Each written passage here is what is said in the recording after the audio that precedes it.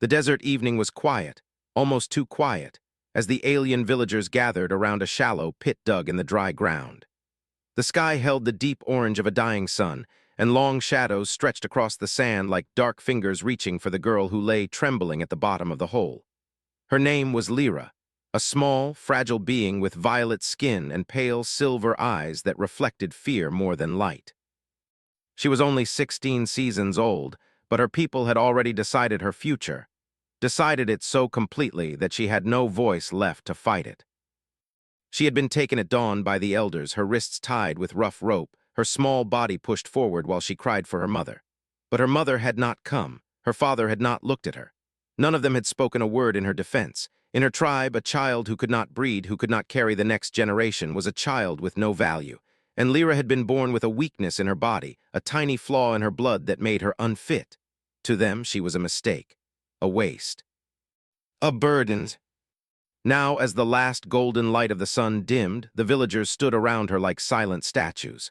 Their faces were blank, their eyes cold, as if they were watching nothing more than the burial of an animal. Lyra stared up at them, tears drying on her cheeks. Her chest tightened with the kind of fear that felt too big for her small frame. "Please don't do this," she whispered, her voice shaking. "I can work, I can help, I can learn anything, please." Her words floated into the air, soft and hopeless. No one answered. The head elder, a tall figure with sharp ridges across his forehead, raised his hand. The villagers lifted their shovels. Lyra felt the first sting of panic rise in her chest. She tried to pull herself up, her fingers scraping at the walls of dirt, but the ropes around her wrists burned her skin. Weakness flooded her. She was too small, too tired, too broken to climb out. "Let me live," she begged again. The elder's voice was flat, emotionless. "You are unfit to continue our line. The tribe cannot waste resources on one who brings no future." Lyra felt something inside her crumble, something that had always hoped she might someday prove herself worthy. She had always believed that if she tried hard enough, someone would see her heart, her effort, her desire to belong. But now, as they prepared to bury her, she understood the truth. They had never seen her at all. A young villager stepped forward and threw the first shovel of dirt. The soil hit her chest with a soft thud, and Lyra gasped. It was cold, heavy. It slid down her sides and settled around her legs. She tried to move, but her limbs felt weak, helpless. Another shovel of dirt fell. Then another. Slowly, the world around her began to shrink. The circle of sky above her grew smaller, darker, fading from orange to deep purple.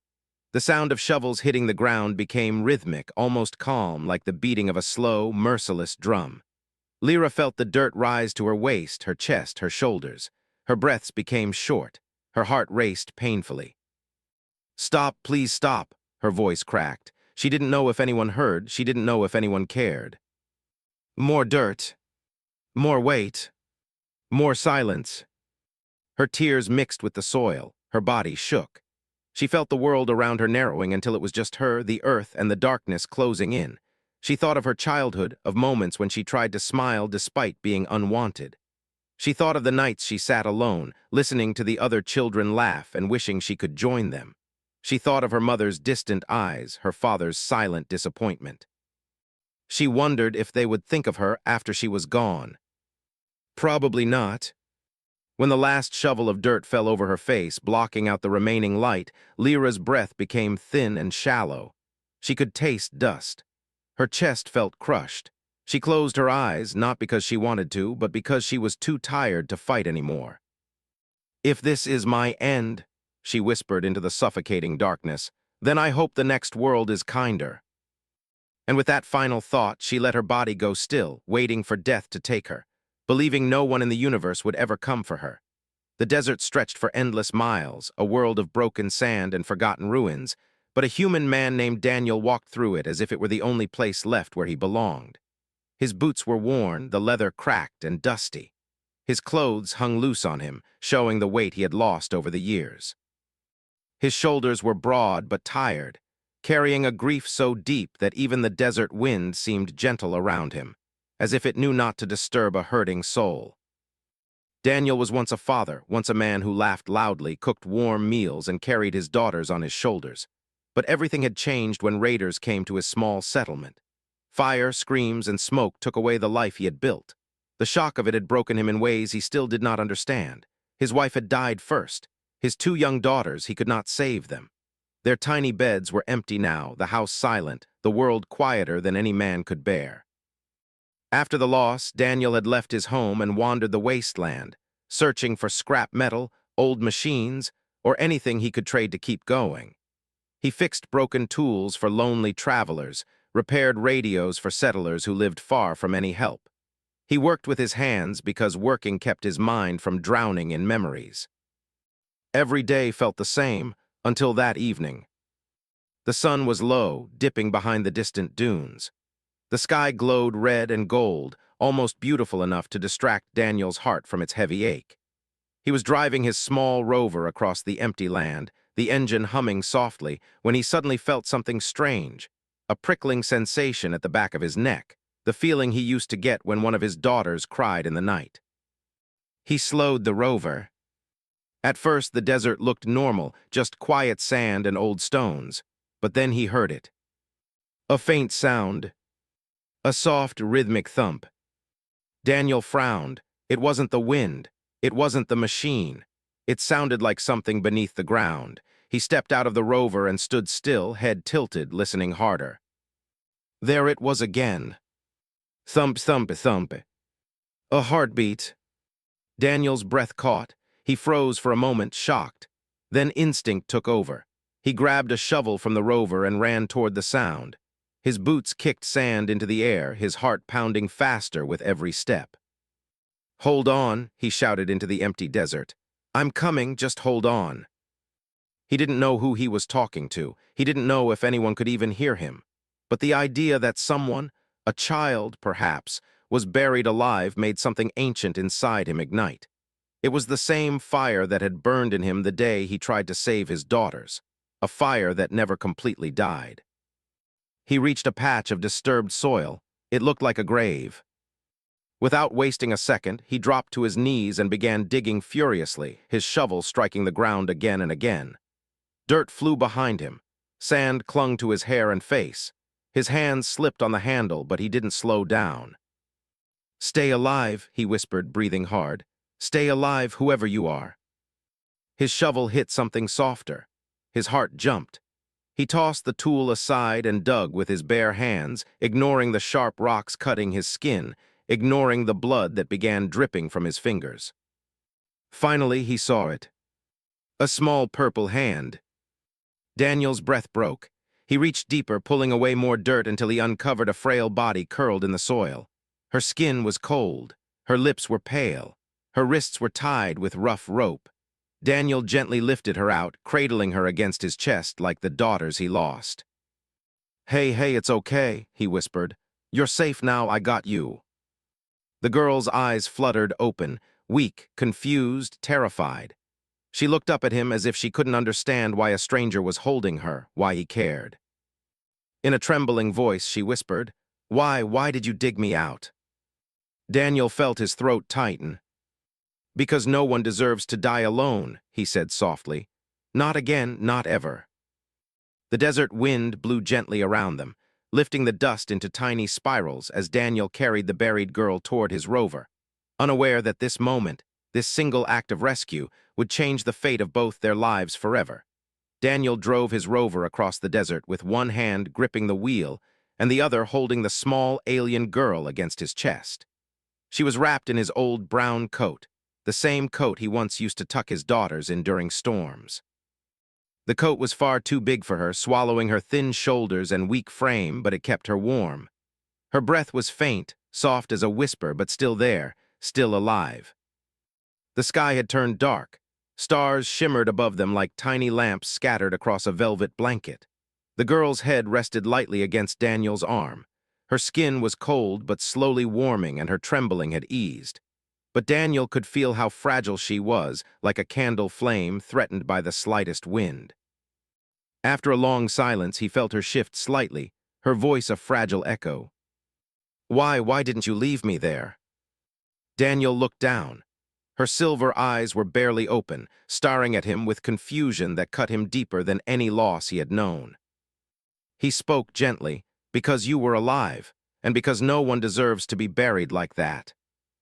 The girl blinked, tears gathering in the corners of her eyes. She swallowed, her voice breaking. But I wasn't meant to live, my people said so. Daniel felt anger rise in him, not at her but at the cruelty she had endured. He kept his voice steady. Your people are wrong. She shook her head weakly. No, I am unfit, unworthy. I cannot carry children. They said I bring no future, so I should not breathe their air. Daniel's grip tightened on the wheel. A memory stabbed through him, his youngest daughter crying because other children had called her weak. He had held her until she slept, whispering that she was perfect. Now, looking at this alien girl, Daniel felt the same instinct, to protect, to comfort, to challenge the world that hurt her. He pulled the rover to a slower speed, speaking softly. Listen to me. I don't care what they said. You're alive. You fought to breathe, even buried under the ground. That means something. The girl stared at him as if trying to understand words she had never heard before. Why do you care? You don't even know my name. Daniel's voice cracked slightly. I don't need to know your name to know you matter. The girl's lips trembled. She sank into the coat as if trying to disappear. No one ever said that to me. For a moment, Daniel couldn't respond. His chest tightened painfully. He had seen many broken things in the wastelands, shattered machines, burnt houses, abandoned towns, but nothing looked as broken as this girl's heart. After a long silence, she spoke again, her voice trembling. You should have left me. I wanted to die. Daniel turned his head sharply, his voice firmer than before. Don't say that. She flinched at the tone, but her eyes stayed on him. It would have been easier. I have nothing, no family, no use. I am empty. Daniel stopped the rover completely. He put both hands gently on her shoulders and turned her slightly so she faced him. She was so light, so small, that he feared even his gentle touch might hurt her. Look at me, he said softly. She lifted her eyes slowly. Daniel's voice was low, heavy with emotion. You're not empty, you're not useless. You survived something that should have killed you. That alone makes you stronger than they ever understood. Her breath hitched, tears rolled down her cheeks silently. She didn't sob or wail, she just cried softly like someone who had never been allowed to cry before. Daniel wiped her cheeks with the edge of his thumb, the same way he used to wipe his daughter's tears. His voice trembled. I lost my family, all of them. I know what it feels like to have nothing left. But I'm here, and you're here, and as long as you stay with me, you're not alone. She stared at him, stunned. No one had ever offered her a place beside them. No one had ever given her a chance to live. Slowly, as if afraid the moment might not be real, she whispered, My name is Lyra. Daniel gave a small nod, his eyes soft. Lyra, that's a beautiful name. A tiny, weak spark lit inside her chest, hope, a fragile hope she had never felt before. As the rover rolled through the silent night toward Daniel's distant farm, one truth settled softly in Lyra's heart. Maybe she wasn't meant to die. Maybe she had been saved for a reason. Maybe this man, this lonely, broken father, was the first person who ever wanted her to live. Daniel's farm sat at the edge of the desert, far from villages, far from noise, far from anything that could remind him of the world he once lost. The house was old but strong, built of metal walls and solar panels that hummed quietly in the wind. Wild plants grew around the fences, and empty swings creaked softly whenever the breeze touched them. Those swings had once carried the laughter of two little girls, girls Daniel still saw in his dreams. When he carried Lyra inside for the first time, the house felt alive again. She clung to his coat tightly, her breath shaky. She had never been inside a human home. She had never been anywhere that smelled of warmth, of cooked food, of something gentle. Her people lived in cold stone shelters where emotions were considered weak and kindness was rare. Daniel pushed open the door. The soft glow of small lamps filled the room. A wooden table stood in the center with two small chairs still placed beside the big one, chairs no one had sat in for years.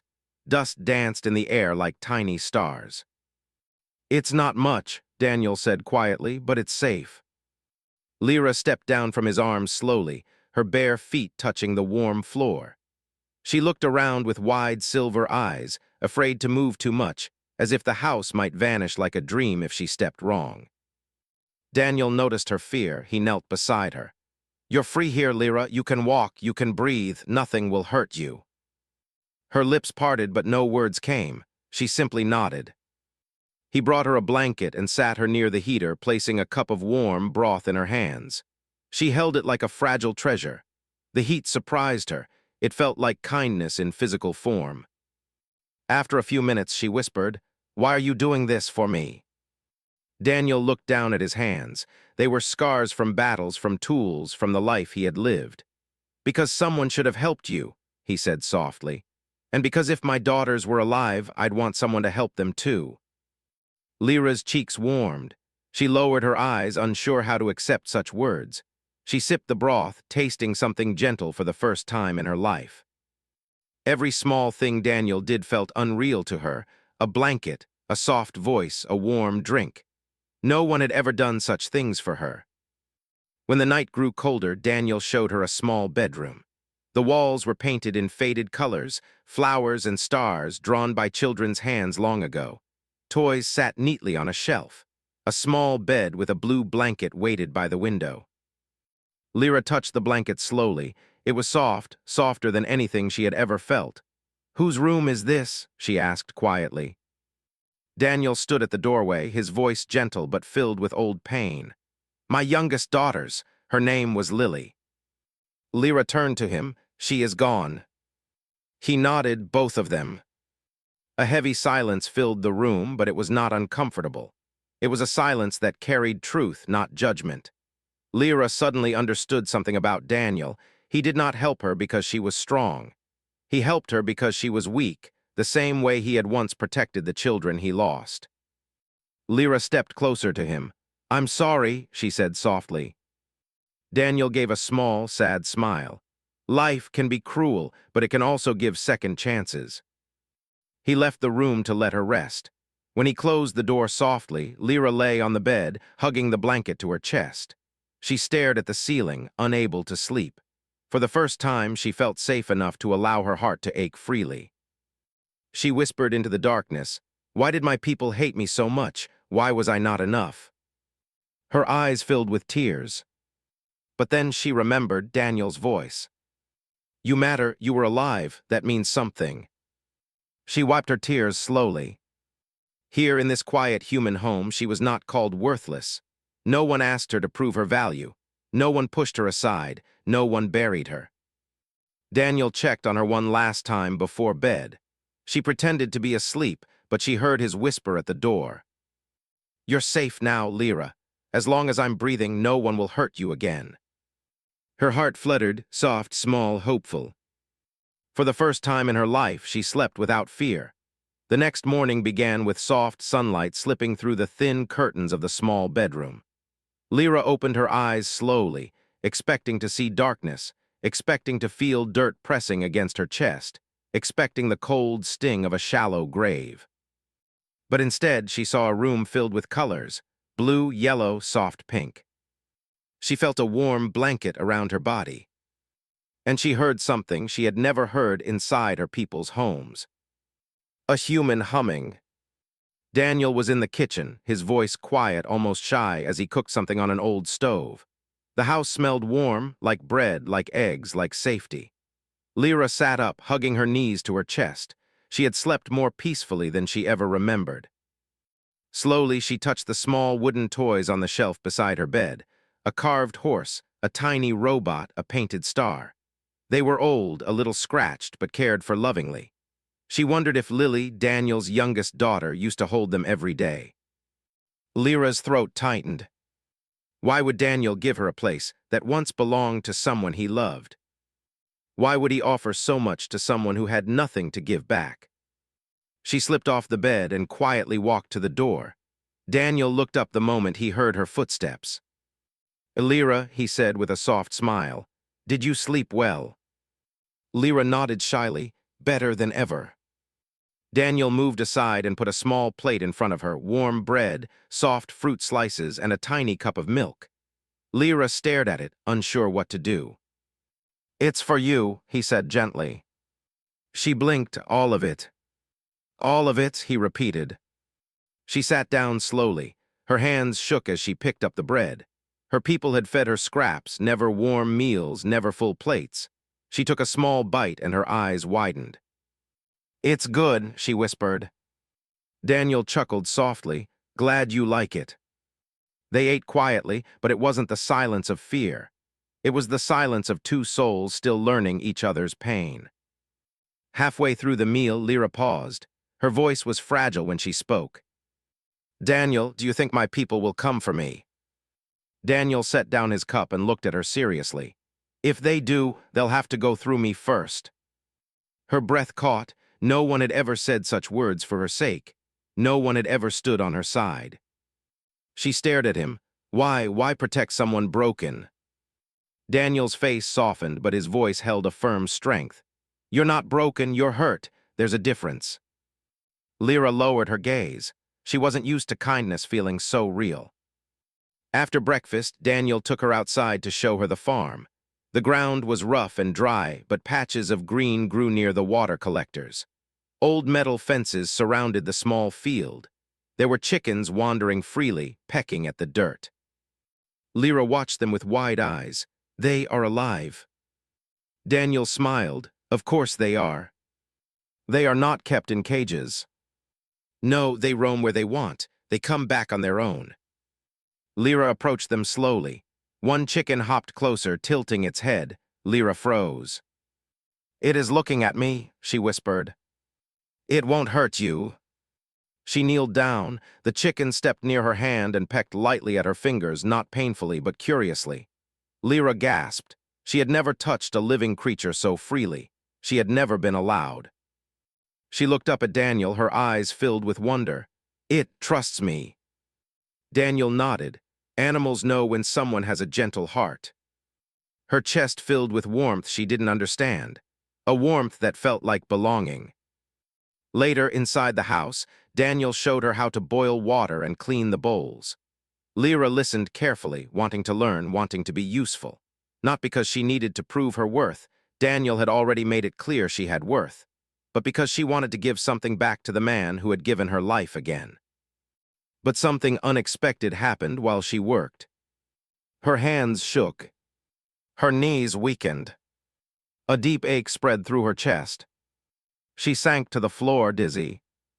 Daniel rushed to her. Lyra, what's wrong? A tear rolled down her cheek. I don't know, my heart feels too full, like it hurts to feel this much.